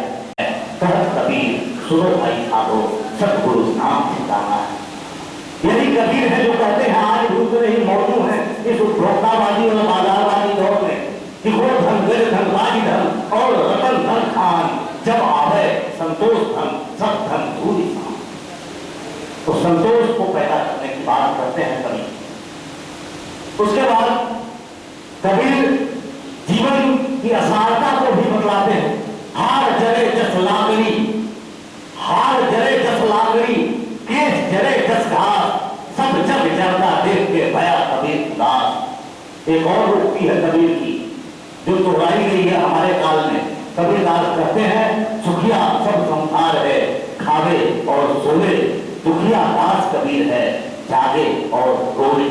संवेदना की बात चली थी प्रथम पत्र में। जो संवेदनशील व्यक्ति होगा, संसार इतने उड़ापों में फंसा हुआ है, किसी संवेदनशील व्यक्ति को नींद आएगी क्या रात? इमरजेंसी के जमाने को याद करें आप, ठीक यही बात दुष्यंत कुमार करते नजर आते हैं। कबीर की परंपरा वहां दिखाई पड़ती है। रोज जब रात को 12 का गजल होता है, रोज जब रात को 12 का गजल होता है, यातनाओं के अंधेरे में सफल। ये दुष्यंत कुमार करते हैं, बिल्कुल कबीर की जमीन पर वो कर रहे हैं। तो कबीर को हम काउंटर परंपरा, जो कि चली आ रही रूढ़िवादी परंपराओं के खिलाफ हम करता हो, तो काउंटर की परंपरा करते हैं। काउंटर की परंपरा के यानी स्थापित संस्कृति के विरुद्ध प्रति संस्कृति के कवि के रूप में रेखांकित करें तो शायद कबीर के प्रति हम सच्चा न्याय कर सकते। उन्हें संत और सुधारक के रूप में देखने से बात नहीं बनेगी। जब कविता और साहित्य की बात होती है तो कविता के चौहत्ते में उन्हें ठीक करके हमको देखना पड़ेगा। कबीर ने यह भी कहा कि साधो जग बौराना, साच कहो तो मारन भावे, झूठ कहे पतियाना। आज सच बोलने से लोग इसलिए कतराते हैं कि कबीर के जमाने में एक सिकंदर लोधी था, रवि बाबू। आज हजारों सिकंदर लोधी पैदा हो गए। इस दौर में जो बोला नहीं रहा। जो इस दौर में जुबान खोलेगा वह जुबान खोलने के लायक नहीं रहने दिया जाए। देख रहे हैं आप उत्तर प्रदेश में पत्रकारों की हत्या हो रही, जिंदा जला दिया जा रहा है सच बोलने। सच बात पे मिलता है सदा जहर का प्याला। यह भी बातें लोगों ने कही। तो कबीर उस परंपरा के थे जो सिद्धों से चली आ रही परंपरा थी। उस परंपरा के उठान के रूप में, एक उर्मिल लहर के रूप में कबीर पैदा हुए और कबीर ने सच्चाई का, ईमानदारी का रास्ता दिखलाया। कबीर के बारे में एक छोटी सी कथा आप सब जानते होंगे, लेकिन महज याद दिलाने के लिए मैं कह रहा हूं। कबीर के संदर्भ में पत्र प्रचलित है कि बुरा वंश कबीर का जो उपजा फूल कमाल। कहते हैं कि कबीरदास धान लेकर के बाजार में बेचने प्रतिदिन जाते थे और एक ही गज कपड़ा बेचते थे। एक गज कपड़े की जो कीमत मिलती थी उतने में उनके परिवार का एक दिन का भरण पोषण कुटुंब के साथ हो जाता। एक दिन बीमार पड़े कबीर साहब और कमाल को भेज दिया। ग्राहक आते गए और पूरी धान बेच के कमाल चला आया, ढेर सारे सिक्के लेकर के। और इसी पे दुखी होकर के उन्होंने कहा कि बुरा वंश कबीर का जो उपजा कमाल, जो अपनी ग्रह की भावना कबीर में है, वो अगली पीढ़ी में पुत्र जी है कमाल के रूप में। एक ही दिन माला माल ऊपर सारा माल बेच कर वरता है। तो कबीर नियमन देते हैं हमें। कबीर हमें जीवन जीने की कला सिखाते हैं। कबीर तमाम भेदभाव को भुला करके अपने अंदर में झांकने को हमें मजबूर करते हैं। कहते हैं कि तुम देखो सीकर। और राजा साहब ने जो उनके प्रेम की चर्चा की, प्रेम का पक्ष तो बड़े ही उदात्त रूप में कबीर में प्रकट होता है। जो आदमी कहता है कबीरा यंत्र प्रेम का खाला का करना ही, शीश उतारे हुई करे सो बैठे करना। जो कबीर कहता है कि पोथी पढ़ी पढ़ी जग हुआ, पंडित दयाल कोई, ढाई आकर प्रेम का पढ़े सो पंडित हो। और वह परंपरा आगे जारी है। उर्दू लिटरेचर में कहा यह इश्क नहीं आता, इतना ही समझ लीजिए कि आग का दरिया और डूब नहीं रहा। उर्दू वालों ने कहा कि जो पढ़ते रहे हम किताबें मोहब्बत, नहीं पा सके हम जवाबे मोहब्बत। मेरी बात मानो जरा तुम भी पियो, है अमृत सा पानी शराबे मोहब्बत। यह प्रेम एक ऐसा शब्द है कि अगर आप में प्रेम पैदा हो गया तो भेद दृष्टि आप में खत्म हो जाएगी। फिर आप गोरखपुरी को कोट करना चाहूंगा। फिर आप गोरखपुरी कहते हैं एक व्यक्ति से प्रेम कर, हम समस्त कायनात से प्रेम करना। जो व्यक्ति अपने आप से प्रेम नहीं करता वह किसी अन्य से प्रेम नहीं करेगा। जो अन्य से प्रेम नहीं करेगा वह परिवार से प्रेम नहीं करेगा। जो परिवार से प्रेम नहीं करेगा वह राष्ट्र से प्रेम नहीं करेगा। और जो राष्ट्र से प्रेम प्रेम नहीं करेगा वो समस्त कायनात से प्रेम कहाँ करेगा? तो बिंदु से सिंधु की तरफ जाने का अर्थ है प्रेम। और इस पे पूरा का पूरा भजन, पूरा का पूरा जोर कबीर ने डाला है। समय कम है, 3 सत्रों को एक में समेटा गया है, इसलिए संचालन की मन स्थिति को देखते हुए मैं विनम्रता पूर्वक अपनी बातें यही समाप्त करता हूँ। और साथ में यह शर्मत मैं देना चाहता हूँ, यदि 2.5 आखर अगर आप लेके यहाँ से अपने घर जाएंगे तो आपका जीवन धन्य हो जाएगा, समाज का जीवन धन्य हो जाएगा और राष्ट्र का जीवन धन्य हो जाएगा। बहुत बहुत धन्यवाद। और बहुत बहुत की बात कही, बनारस की संस्कृति में कबीर घुले हैं, कबीर अल्हड़ हैं, फक्कर हैं, मस्त हैं और अपने में मगन हैं, उस रस में डूबे हैं। वह रस प्रेम का है, कबीरा प्यारा प्रेम का अंतर लिया लगा है, रोम रोम में रवि रहा और अमर का क्या क्या था है। तो यह कह रहे थे, बहुत महत्व की बातें उन्होंने कही। अब मेरे सामने एक ऐसा नौजवान, मैं आप सबको नमन करता हूँ और इस संस्कृति के लिए वक्तव्य की जगह एक कविता ही आप लोगों के सामने पेश करता हूँ, क्योंकि कबीर कवि थे तो मैं कविता ही सुनाता हूँ। कविता का शीर्षक है कबीर के आंसू।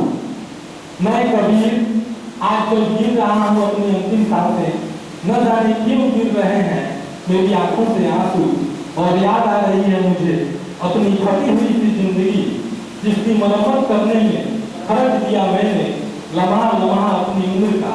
फिर भी जो दरकते ही रही कहीं न कहीं से, और मेरे हाथ लगे पैबंद लगे फटे हुए चंद चिथड़े, और टूटे हुए कुछ बेकार भागे चाह कर भी जिनसे मैं नहीं बुन सकता अपने लिए एक मुकम्मल सी जिंदगी। मुझे अच्छी तरह याद है अपना कटा हुआ बचपन, जिसके निशान आज भी मौजूद हैं मेरी उंगलियों पर, जो बने हैं सूत की कटाई रंगाई और बुनाई से।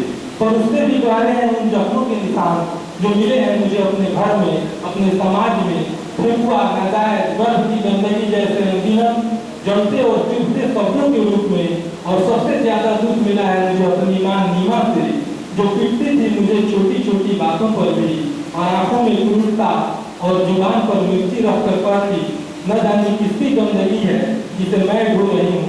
अगर बात न होती मेरी कोख निगोड़ी तो दूसरे का पाप मैं क्यों धोती भाता। मेरे ही नसीब में लिखा था यह गंदी नाली का कीड़ा। अपनी माँ के ये शब्द नहीं जलते अंगारे थे, जो मेरे कानों को छलनी करके लहूलुहान कर देते मेरी नन्ही अबूझ आत्मा को। इन शब्दों की मार से मैं मरने ही वाला होता कि मेरे बाबा नीरू के शब्द मेरे छालों पर छाली रखते थे। शर्म करनी ना शर्म कर, यह बच्चा तो प्रसाद है नाथ का, इसी ने तो रखी है लाज तेरी कोख की। और एक तू है जिसकी ममता ही नहीं जगती, देखना एक दिन सारी दुनिया मानेगी लोहा अपने कबीर का। मुझे याद है मंदिर में घुसते ही गुड़गुड़ाते थे पुजारी मुझे, खाने वाले कुत्ते की तरह कटुआ और मुसल्ला करके, और मस्जिद की तो सीढ़ी ही नापाक हो जाती थी मेरे पैरों की धूल मात्र से, क्योंकि मैं औलाद था नाजायज और मेरे माथे पर लिखा ही नहीं था मेरे बाप का नाम। कुसुम पर से भड़की थी एक आग मेरे सीने में, और लावा बनकर बहने लगी मेरी नस-नस में। मुझे नफरत हो गई अल्लाह से, भगवान से और उनके बड़े बड़े घरों से। और उस दिन के बाद ना तो किसी मस्जिद की मैं सीढ़ियाँ चढ़ सका और ना ही किसी मंदिर का घंटा ही बजा। और बढ़ता था सुन रहे मेरे बाबा नाथपंथी थे और मानते थे कि निर्गुण निराकार को, जहाँ न जाति की दीवार थी न धर्म की बेड़ियाँ, मैं भी उसी राह चल पड़ा। उस व्यक्ति को बुलाना चाहता हूँ जो हिंदी विभाग का कमान जिसको संभालना है, और हम लोग अब चलने वाले हैं, चला चलने की बेला है, तो कमान उसी को मिल जाए जिसको संभालना है। तो मैं डॉक्टर शैल कुमारी वर्मा को, जो हमारी अध्यक्ष हिंदी विभाग हैं, उनको मैं बुला रहा हूँ। बंधु और बांधवियों, छात्र छात्राओं, उपस्थित कॉलेज के सभी आपको सर को बहुत धन्यवाद। पर एक बड़ी अतिशयोक्ति दीपक ये हमारे सामने बैठे हो तो दीपक की क्या औकात की उनके सामने जलने की बात करें। इनको बने रहता है मेरे तो ये दिल से प्राप्त है, पता नहीं ये शायद मुझे जल्दी न आए कि मुझे ये पदभार संभालना पड़े। और कुछ कहने की बात जब आई है तो मुझे ये कहना है कि कभी कभी ऐसा होता है कि हमारे मन में बहुत से संशय, बहुत सी मन्नतें आती हैं कि जब मैं मंदिर जाऊंगी तो मैं अपने देवता से ये मांगू या वो मांगू, ये मन्नत या वो मन्नत पूरी हो गई। वैसे ही और जब हम जाते हैं अपने देवता के दर्शन को तो सारी चीजें भूल जाते हैं कि मुझे क्या मांगना था, क्या मांगू, मैं इन्हें देखकर क्या कुछ शेष है मांगने को। ऐसा लगता है कि बहुत कुछ मांगने को, जब सामने जाते हैं तो कुछ भी नहीं बाकी रहता है। वही बात मुझे कबीर, इस शब्द कबीर एक नाम और इस व्यक्तित्व को जितना मैं सोचती हूँ या सुनती हूँ अपने अंदर, उन्हें उतारने की कोशिश करती हूँ। और जब कुछ कहने की बात आती है तो लगता है जैसे अब क्या कहना है इस विषय में। मेरे पास ऐसे कौन से शब्द हैं जिनसे मैं इस भव्य व्यक्तित्व के विषय में कुछ भी कह सकूँ। शायद कुछ ऐसा मेरे पास नहीं है, लेकिन फिर भी बात जो हमारे विभाग के द्वारा आयोजित संगोष्ठी की चल रही है और कबीर हमारे पढ़ने विषय है यहाँ पर, तो मुझे कुछ बातें उनके विषय में कहनी है। ये तो ये कि अंग्रेजी का एक शब्द है कंट्राडिक्टरी, एक अंतर विरोधों से भरा हुआ शब्द। तो कबीर का व्यक्तित्व या उनकी कृतियों के माध्यम से हम उन्हें जानते हैं। तो जो कुछ भी पढ़ने सुनने का मौका मिलता है तो ऐसा लगता है कि सब कुछ आपस में अंतर द्वंद्व सा जुड़ा हुआ है।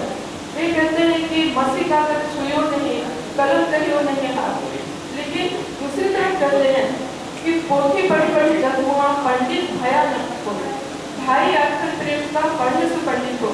तो ये उनको कैसे पता कि इस प्रेम शब्द में ढाई आखर है? उन्होंने कोई शास्त्र नहीं पढ़ा, कोई विधा नहीं पढ़ी, दोहे या कविता या सोरठा या चौपाइया के कोई नियम नहीं पढ़े, फिर भी पता है। और फिर भी उन्हें ये पता है कि फिर भी ये कहा जाता है कि चुभ चुभ कर निधन चुभे, ऐसी कहे कभी। ऐसा क्यों लगता है? क्योंकि वे खुद कहते हैं, मैं कहता आँखें की देखी, तुम कहते कागज की देखी। तो कागज यानी कि शास्त्र जब ज्ञान पोथियों में बंध गया तो वो शास्त्र है, उसको पढ़ने के लिए उसकी कुंजी चाहिए है। वो कुंजी किसी पढ़े लिखे के पास भी मिल सकती है, लेकिन जो आँखें देखी है वो जोगियों के पास भी है, वो गांव देहात में भी है, वो विद्वानों के पास भी है, वो शास्त्र में भी है, वो इस मंच पर भी है, वो हमारे यहाँ उपस्थित विद्वानों के पास भी है। तो वो जो आँखें देखी है, वो आँखें देखी हृदय से उपजे हुए जो भाव है। एक और शब्द जो यहाँ सर्वधर्म संभाव की जो बात हो रही है, तो संभाव कहाँ से आएगा?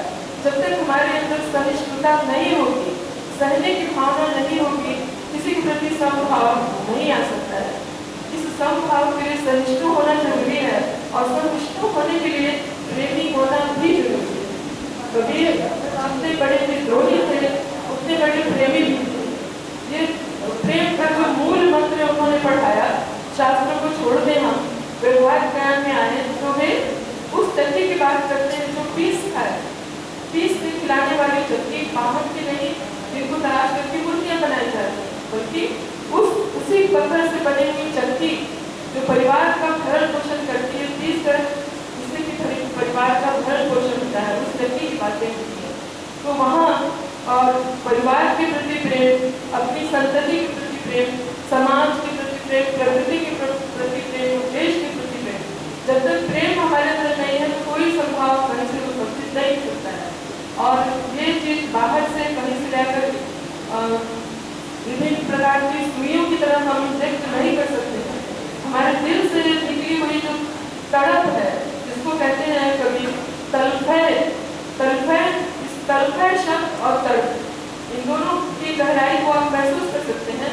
तलफय जब जल से बाहर मछली को निकाल दिया जाता है, तो जो तड़प होती है वो वही तड़प है, उस पानी के लिए, उस जीवन के लिए, उस प्राणवायु के लिए तड़पना। तो तलफय बिन बालक मोर दिया, ये जो तड़प है वो जिस दिन हमारे अंदर एक किसी खास धर्म या खास खुदा या खास ईश्वर के प्रति नहीं, बल्कि ये तरफ मानव मात्र के लिए जिससे उत्पन्न हो जाएगी उस दिन सर्वधर्म समभाव की भावना हमारे अंदर जरूर आ जाएगी।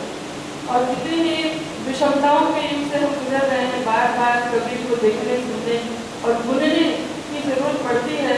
बहुत सारी चीजें की बहुत तब से बैठ कर मैं विद्वानों को सुन रही हूँ और मुझे लगता था कि जैसे ये कक्षा जैसी कोई चीज चलती रहे, हम सिर्फ सुनने के लिए रहे और अभी बोलने के लिए आगे तक पता नहीं वो शब्द कहीं खो गए या फिर कहीं सो जाए तो अच्छा ही हो, क्योंकि मुझे बहुत कुछ सुनना है अभी और बहुत कुछ सीखना है, बहुत कुछ जानना है अपने गुरुजनों से, मंच पर उपस्थित विद्वजनों से, हमारे आए हुए प्रतिभागियों से।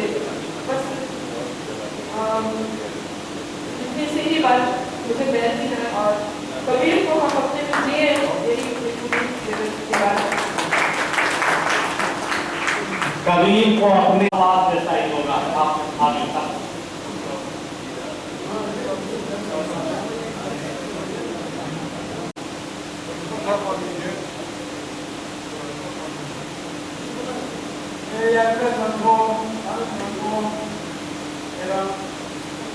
छात्र पहले मैं यह कहना चाहूंगा, धर्म समभाव की स्थापना में कबीर का की भूमिका, यह शिक्षक ही बहुत भ्रामक है।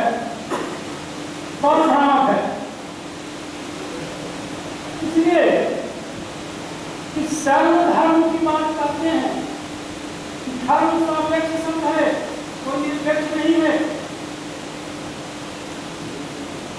धर्म के संबंध में क्या संप्रदाय, आज धर्म को संप्रदाय के रूप में जाना जाता है, मजहब के रूप में जाना जाता है। कबीर काल की भूमिका, बहुत सारे मजहब और विचार सब चले हैं, तो संत कबीर के बाद आए हैं साहब,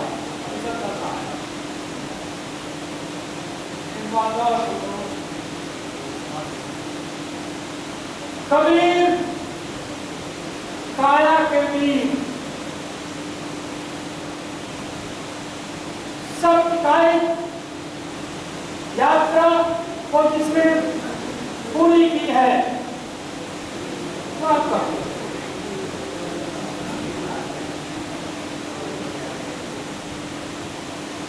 सब काय सात काया, हमारे आपके शरीर में 7 शरीर है, स्थूल शरीर, प्राण शरीर, मनस शरीर, कारण शरीर, महाकारण शरीर, ब्रह्म शरीर, निर्वाण शरीर, ये सब काया आपको पता होगा। गीता में जो विभूति योग के रूप में विराट पुरुष का चित्र, विराट पुरुष को दिखाया था कृष्ण ने, वह कुछ नहीं था, कृष्ण के कारण शरीर, अपने कारण शरीर को दिखाया। यह कारण शरीर हम आप सबके कारण शरीर आगे को दिखाना पड़ा। कभी जहाँ पहुंचे संभवतः ऋषि मनीषी या इत्यादि बहुत कम लोग हैं जो पूरी दूरी तय कर,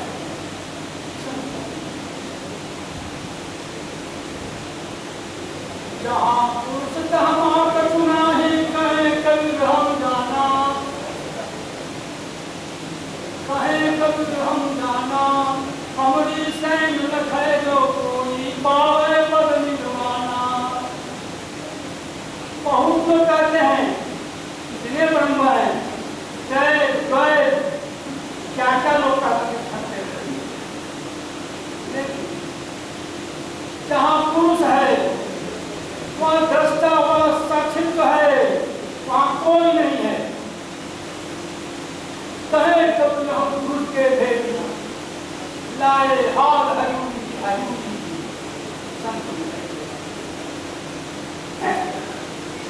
साधो संत कबीर के बारे में नहीं हरवा मेरा लागी, कोई ससुर में पाठावे संदे, नहीं हरवा मेरा लागी, नहीं हरवा मेरा लागी। नाम चली गए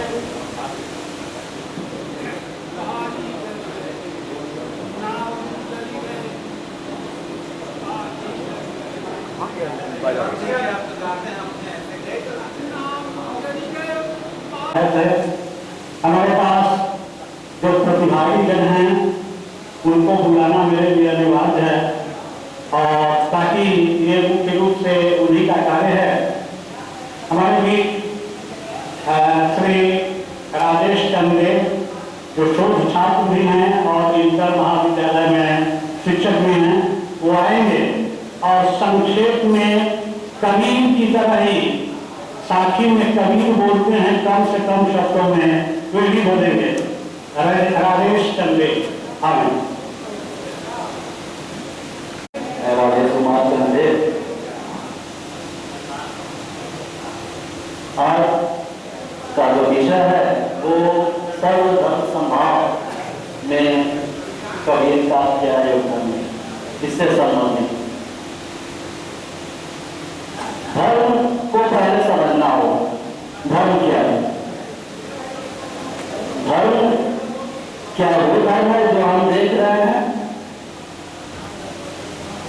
या फिर वो धर्म है जो इसके केंद्रता के मूल में है? धर्म का आज जो विविध रूप है वो वास्तव में धर्म नहीं है, वो धर्म की बाहरी एक छाया मात्र है। आज धर्म छायाओं से ग्रस्त है। छायाएं कभी भी वास्तविकता का प्रतिबिंब नहीं होती, यह स्पष्ट है। छायाएं किसी भी चीज का हमेशा मूल चीज को नेपथ्य में डाल देती है, वैसे ही धर्म की छायाएं हमेशा हर समय काल में, चाहे वो प्राचीन काल हो, चाहे वो मध्यकाल हो या फिर आधुनिक काल हो, हमेशा धर्म के मूल संदर्भ को हाशिए पर डाल दिया। हम जो धर्म को देखते हैं और धर्म की लड़ाइयों को देखते हैं, वो वास्तव में धर्म की लड़ाइयों को ना होकर उनकी छायाओं की लड़ाइयां हैं। धर्म कभी आपस में लड़ते नहीं हैं, धर्म कभी भी लड़ नहीं सकते हैं। धर्म ईश्वर को पाने का एक रास्ता मात्र है, और उस रास्ते पर जाने वाले विद्वान कभी आपस में लड़ते नहीं है, ये तय है और ये सच भी है। इसलिए धर्म की जो लड़ाई जो दिखती है वो वास्तव में धर्म की लड़ाई न होकर उसकी छायाओं की लड़ाई है, जो आज हमारे समाज को विरोध करने का काम करती है। इसलिए कबीर में जो धर्म की चिंता है वो धर्म के मूल संदर्भ की चिंता नहीं है, बल्कि धर्म में अंतर्निहित जो छायाएं हैं उनकी लड़ाइयों के प्रति चिंता है। वो धर्म को सतही स्तर पर देखते हैं। कबीर में दृष्टि दो है धर्म को देखने की, एक मूल स्तर पर, इसीलिए वो हमेशा संतों का बड़ा सम्मान करते हैं, संतों की बात को सुनते हैं, ज्ञानियों की बात को सुनते हैं, क्योंकि वो जानते हैं कि जो धर्म है अपने मूल रूप में कभी भेदभाव नहीं करता। यहाँ पे जो लड़ाई दिख रही है पूरे समाज में व्यवहारिक स्तर पर, जीवन स्तर पर, वो धर्म की ना होकर बल्कि उनकी छायाओं की लड़ाई है। इसलिए हमेशा उन छायाओं की हटाने की बात हमारे कबीर करते हैं। वो आप मध्यकाल में भी देख रहे हैं, वो आप आधुनिक काल में भी देख रहे हैं, और आज भी दिख रहा है। क्या जो हम देख रहे हैं धर्म है क्या? वो धर्म नहीं है, वो छाया है। धर्म कभी दूर है, और जहाँ भी धर्म के प्रतिमान होंगे, जहाँ भी धर्म स्थल होंगे, वहाँ पे धर्म की छायाएं होंगी, धर्म कहीं नहीं होगा। धार्मिक स्तर पर धर्म नहीं हो सकता, जहाँ आडंबर है वहाँ धर्म नहीं हो सकता, जहाँ कर्मकांड है वैदिक वहाँ धर्म नहीं हो सकता। धर्म वहाँ हो सकता है जो व्यक्ति अकेला हो और अंतर्मन में सोच रहा हो और उसके प्रति उसके जीवन शैली का एक विशुद्धता का भाव हो, धर्म वहाँ पे होगा। इसलिए कबीर में धर्म दिखता है, बाह्य स्तर पर भी और आंतरिकता के स्तर पर भी। कभी भी कबीर जो है धर्म के मूल स्तर और आंतरिकता के स्तर पर कभी भी सवाल नहीं उठाते, वो सवाल छायाओं पे उठाते।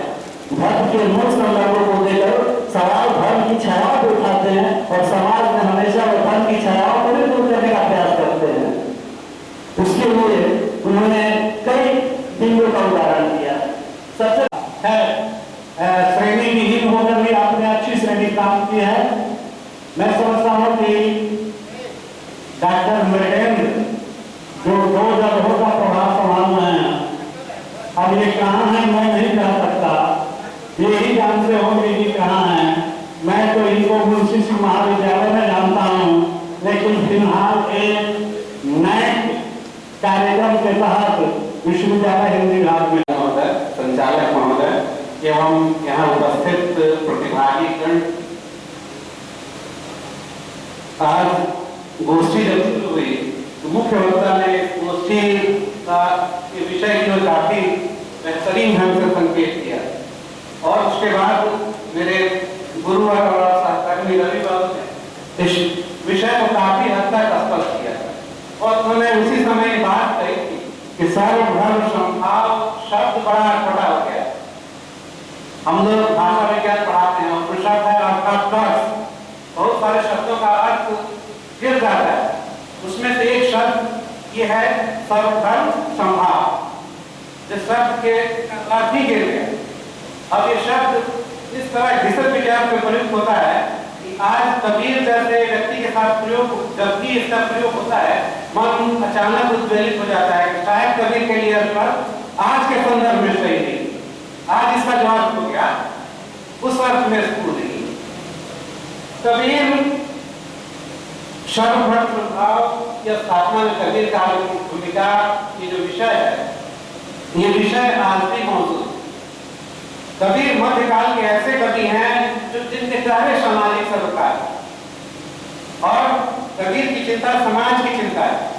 कबीर वो निरंतर समाज की बेहतरी कैसे हो, मानव की मुक्ति कैसे हो, मानव तमाम बंधनों से मुक्त कैसे हो, इसकी चिंता है कबीर।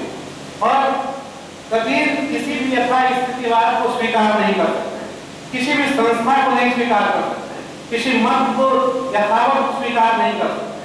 और कबीर में जो एक प्रश्नाकुलता है, बार बार पूछे कि ऐसा क्यों है, शास्त्रों ने ऐसा कहा, इसको क्यों मान लिया जाए, शास्त्रों ने ऐसा कह दिया, बार बार कहेंगे होना भी चाहिए क्योंकि संगोष्ठी ही सिर्फ का सूत्र है।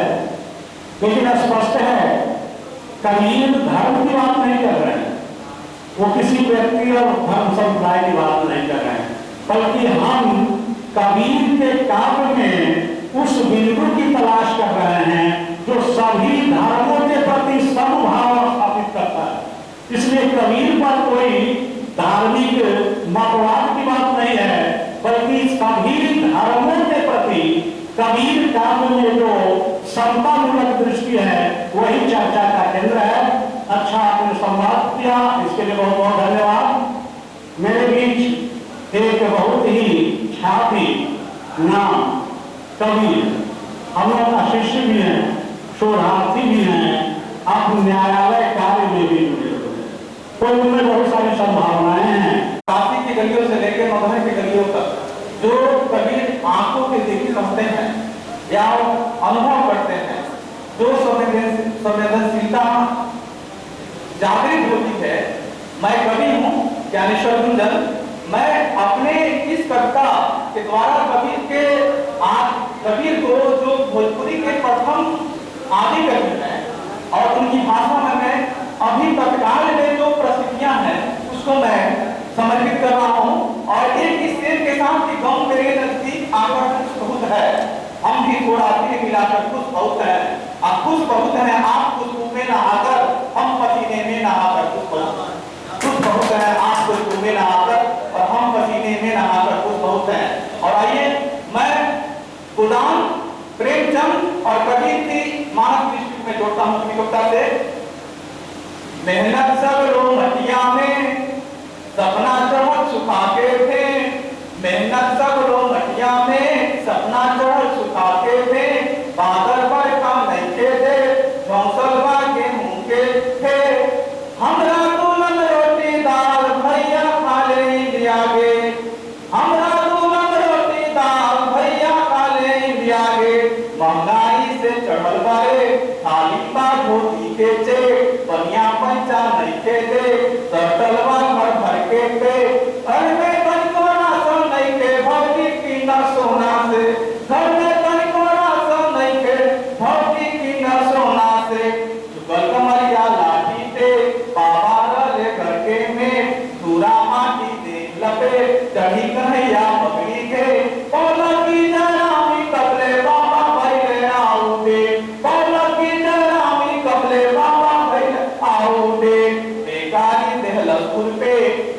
तेकारी दहलसपुर पे जननायक में लटक के गोबर भई शहर में से गिलवा माटी धोवे रे पुकार मार के धनिया रोवे ले लमजान होरी के दे पुकार मार के धनिया रोवे ले लमजान होरी के दे। कभी कहते हैं कि कभी मैं खुदा राम का मुखिया मेरा नाम और राम को स्थापित करने में कभी कहीं भी धार्मिक सद्भाव को स्वभाव को कहीं चुकते नहीं है। वो राम दशरथ के राम नहीं है, वो राम निराकार ब्रह्म परमेश्वर है और जिसकी हम साधना उपासना करते हैं। काश ऐसा होता कि कागर पाथर रोड के अंतिम हुए मस्जिद जो बना है का कागर खुला बात पे का बहरा हुआ खुदा है। हम कबीर को हम संभाव स्थापित करने में अपने हृदय में जगह देते और अपनी संवेदना और धर्म में श्रद्धा उत्पन्न करते। बहुत अच्छा ज्ञान मोतीहारी में जिनकी भाषा अध्यक्ष हैं डॉक्टर संत साहनी कृपया आप मंच तक पधारें और अपना वक्तव्य देंगे। डॉक्टर संत साहब। सभी बुजुर्ग मित्रों छात्रों,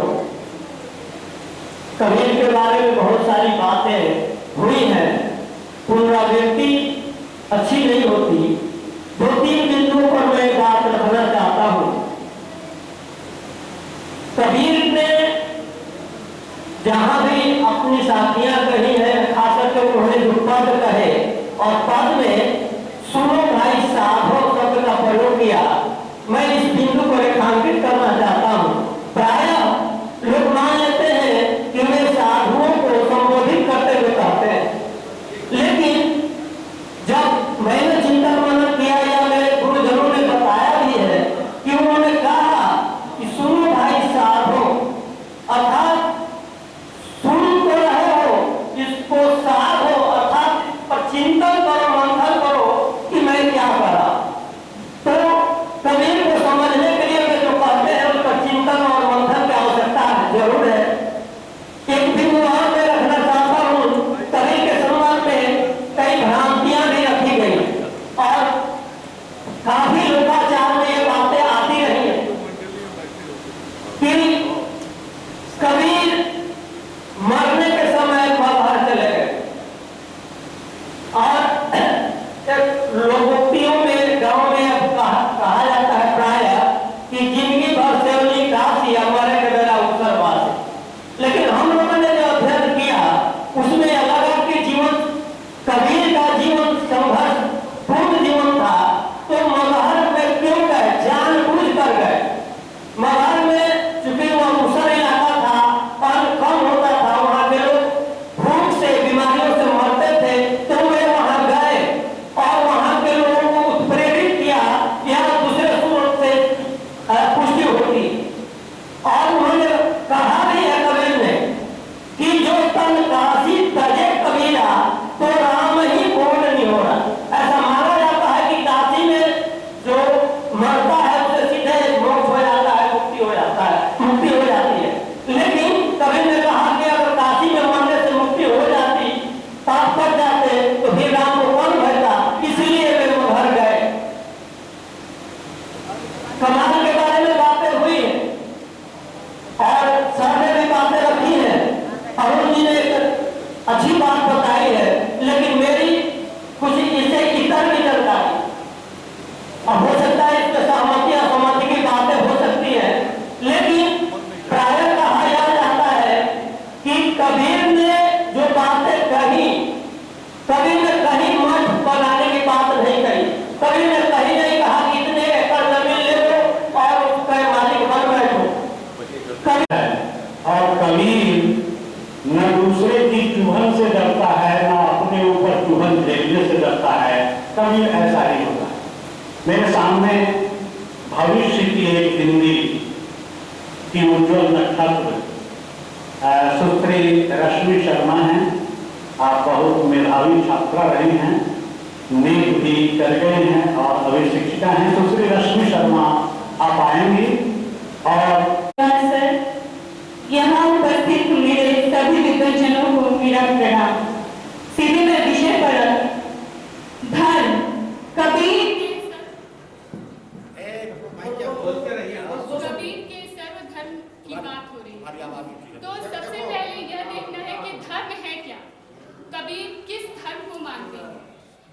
विचार से जो आजकल हम जिसको हिंदू मुसलमान कहते हैं वह लोक धर्म है। लोक में यह फैला हुआ है। धर्म के भी दो स्वरूप हैं, एक तो सकारात्मक, दूसरा नकारात्मक। सकारात्मक इस रूप में कि हम उसके प्रति कोई प्रश्न नहीं करते हैं। जैसे हम हिंदू के घर में पैदा हो गए तो हमारे जो संस्कार हैं वह हिंदुओं के अनुसार हो गए। मुंडन करवाना, यज्ञोपवीत संस्कार इत्यादि। कोई बच्चा कभी नहीं पूछने जाता कि आप मेरा मुंडन क्यों करवा रहे हैं, इसका क्या महत्व है। उसी तरह मुस्लिमों में जो उनके बहुत सारे संस्कार हैं, जैसे उनके यहाँ खतना, तो वो कभी नहीं पूछने जाते कि ऐसा क्यों हो रहा है। तो धर्म, जिसको लोक धर्म हम मानते हैं, हम सर झुका के चुपचाप स्वीकार कर देते हैं। एक दूसरा भी धर्म है जो कि नकारात्मक है, जहाँ हम प्रश्न उठाते हैं, प्रश्न करते हैं, विद्रोह करते हैं। और कबीर का यही नकारात्मक पक्ष वो धर्म का उठाते हैं, विद्रोह करते, किसी धर्म को नहीं मानते। संपूर्ण काव्य को पढ़िए तो लगेगा वो कहीं कोई रास्ता नहीं देते हैं कि आप इस धर्म को मानिए या उस धर्म को। हिंदुओं को भी डांट लगाते हैं, मुस्लिमों को भी फटकारते हैं। ब्राह्मण विरोधी वो है ही। तो वो किसी पे ये स्पष्ट नहीं करते कि धर्म का स्वरूप होना कैसा चाहिए। वो सिर्फ एक ही बात को स्पष्ट करते हैं कि प्रेम, कहीं कुछ नहीं है। हिंदू अपने को बड़ा करता है लेकिन उसमें भी वही आडंबर है, वही रूढ़ी है। मुस्लिम अपने को बड़ा कहता है, उसमें भी वही आडंबर है, वही रूढ़ी है।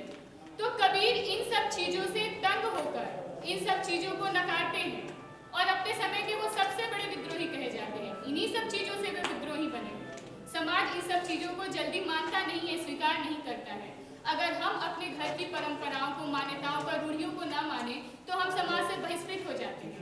लेकिन कबीर में ये साहस है, वो इस बात को स्वीकारते हैं और मानते हैं कि जो रूढ़ी है, आडंबर है, उसको तोड़ना चाहिए और इस बात को वो स्वीकार करते हैं। अंत में सिर्फ इतना ही कहना चाहूंगी कि कबीर का जो धर्म है वह उनका प्रेम धर्म है। और उनकी ये प्रसिद्ध पंक्ति लगभग जितने यहाँ पे विद्वान उपस्थित हुए कि ढाई आखर प्रेम का पढ़े सो पंडित हो, उसी को वो पंडित मानते हैं जो प्रेम करते हैं, प्रेम के इस ढाई अक्षर के महत्व को समझते हैं। तो मेरे अनुसार से कबीर का जो सर्वधर्म समभाव की भावना है वह प्रेम में ही निहित है। और अगर यह प्रेम हम अपने भीतर आज यहाँ से लेकर जाएं तो यह इस सेमिनार की उपलब्धि होगी। धन्यवाद।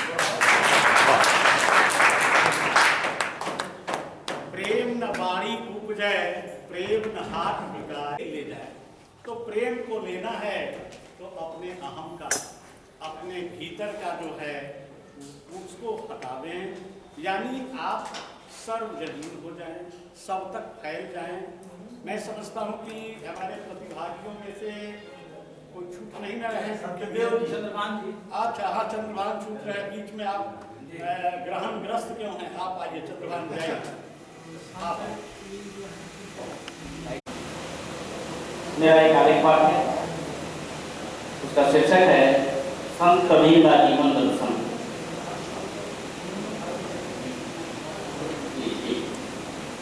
कवि की सार्थकता और ममता का प्रमुख आधार उसका जीवन दर्शन।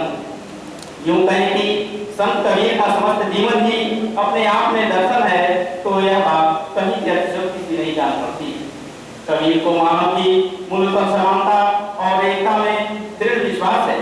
उन्हें वर्गगत एवं जन्मजात ऊंच नीच की भावना से तीव्र घृणा है। मनुष्य की उच्चता का आधार जन्म जाति नहीं, नैतिकता और सदाचार है। तभी तो जात पात पूछे नहीं कोई, हरि को भजे सो हरि को होई में कबीर का पूर्ण निष्ठा भाव दिखाई देता है। कबीर का हर युग के लिए संदेश है कि जब तक संध्या, नमाज आदि को नैतिकता का नहीं बल्कि वर्गगत अहंकार की पुष्टि करने का साधन है।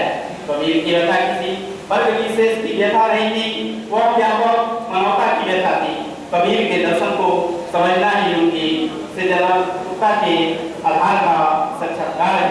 इनके जीवन दर्शन का केवल अपने आप में ही महत्व नहीं, अपितु सृजन और सृजन के लिए भी उसका महत्व है। कवि होने के साथ ही साधक है, दार्शनिक है, तत्वान्वेषी है, भक्त और ज्ञानी। अतः उनका जीवन इन सब मतों की अभिव्यक्ति है और उसका आधार ये चतुर्वेद और पंचम वेद के रूप में उपस्थित हैं और कौन कितने कितना कह सकते हैं इसकी सीमा को मैं नहीं कर सकता, लेकिन समय अपनी सीमा जो बताएगा तो मेरा आग्रह होगा कि एक तरफ से ही अध्यक्षगण निबटते चलें ताकि यह संगोष्ठी अपनी अंतिम परिणति तक जाए और फिर राम पूजन जी वहीं से आप आएंगे इधर तक, वहां से ही शुरू हो गई है परिक्रमा। वैसे आप माननीय मंच और माननीय विद्वज्जन प्रतिभागीगण, प्रिय छात्रों छात्राओं, सर ने जो सांकेतिक रूप से कहा बड़े सम्मान के साथ उसका पूरा ख्याल रखते हुए मैं कोशिश करूंगा कि कम से कम वक्त में मैं अपना निवेदन समाप्त कर लूं। बंधु, इससे पहले रश्मि जी आई थी, उनका मुख्तसर लेकिन बड़ा टू द पॉइंट संबोधन था, मुझे बड़ा अच्छा लगा, मैं उनकी तारीफ करता हूँ। हमारी संगोष्ठी का विषय है सर्वधर्म समभाव में कबीर साहित्य की, कबीर काव्य की भूमिका। इसके दो पक्ष हैं, एक कबीर काव्य की भूमिका।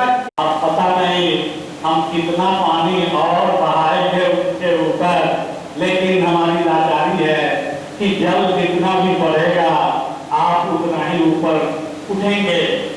अब क्योंकि मैंने उधर से समेटना शुरू किया है तो अब इधर से भी बराबर का समेटूंगा। अब हमारे लिए जो सबसे ज्यादा महत्वपूर्ण हैं और जो इस प्रेम को और भी गहराई और बारीकी की ओर ले जाएंगे, हमारे आदरणीय डॉक्टर मधुनाथ चौधरी जी, आप अध्यक्ष मंडल से एक अनुमति लेते हुए शिरकत के तौर पर हमारे सत्यदेव बाबू सत्य स्वरूप चुपचाप बैठ गए हैं। हमने आवाहन किया लेकिन वो डोले नहीं, बोले नहीं। आप जरा आवे, अन्यथा यह मेरे अध्यक्ष संचालक भक्त जी चौधरी जी,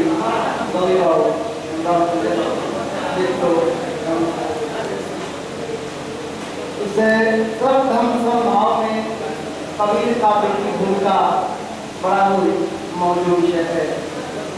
संयोग से बहुत जल्द सूचना मिली, मैं नहीं था, लेकिन मुख्य आज के इस पूंजीवाद के दौर में, आतंकवाद के दौर में व्यक्ति इतना व्यथित है कि इसके बीच शांति का मार्ग, इत्मीनान का मार्ग कबीर के 2.5 अक्षर से ही प्राप्त हो सकता है। क्यों?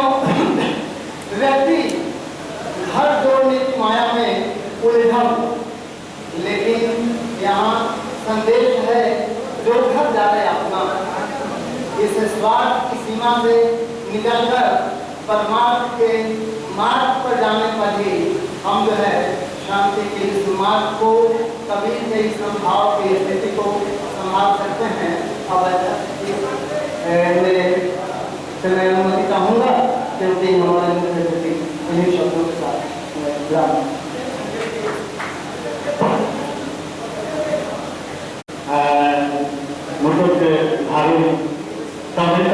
आवेदन करूँगा कि आप आएंगे और आप जो कहेंगे वह कबीर की तरह प्रामाणिक होगा और जो भी कहेंगे वो सबके साथ जाएगा।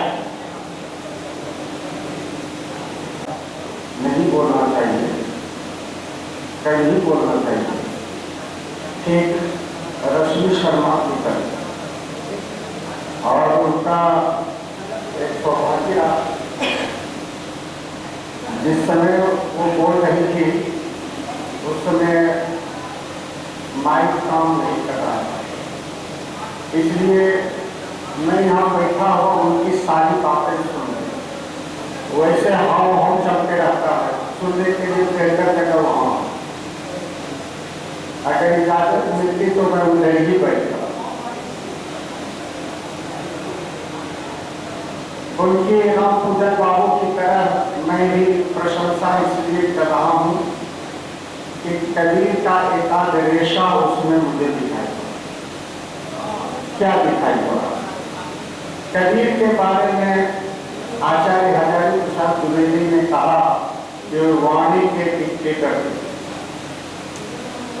यानी जैसा काम होता था शब्दों से वो लेते थे और स्वाभाविक ढंग से शब्दों में काम किया तो किया, नहीं तो दरेड़ा देकर गदरिया देकर काम किया। तो इन्होंने भी शब्दों से गदरिया देकर काम किया। वो दो शब्द थे, सकारात्मक और नकारात्मक। जीवन के प्रति स्वीकार भाव, पॉजिटिव दृष्टि, नकार भाव, इंकार भाव, सब चीज को नकार देना। लेकिन इन्होंने प्रतिरोध जो कबीर का है उसी को नकारात्मक नाम देते हुए, लेकिन अपनी व्याख्या से उसके पोजीशन को स्पष्ट, नहीं तो उल्टा ही चल रहा था कि कबीर नकारात्मक हैं और जो लोग धर्म वाले हैं, कूड़ा करकट बाया जंगल वाले, वो सकारात्मक। ये उल्टा था, लेकिन उन्होंने भटकने नहीं दिया और व्याख्या से संभाला। एक बात फिर याद रहे न रहे, राम पूजन बाबू की बात बहुत प्रेम के बारे में बहुत अच्छी लग रही थी, बहुत प्यारी, बहुत दिव्यता से भरपूर। लेकिन जैसा कि कबीर ने कहा, एक तुलसीदास ने एक बात कही, वो ही सुहानी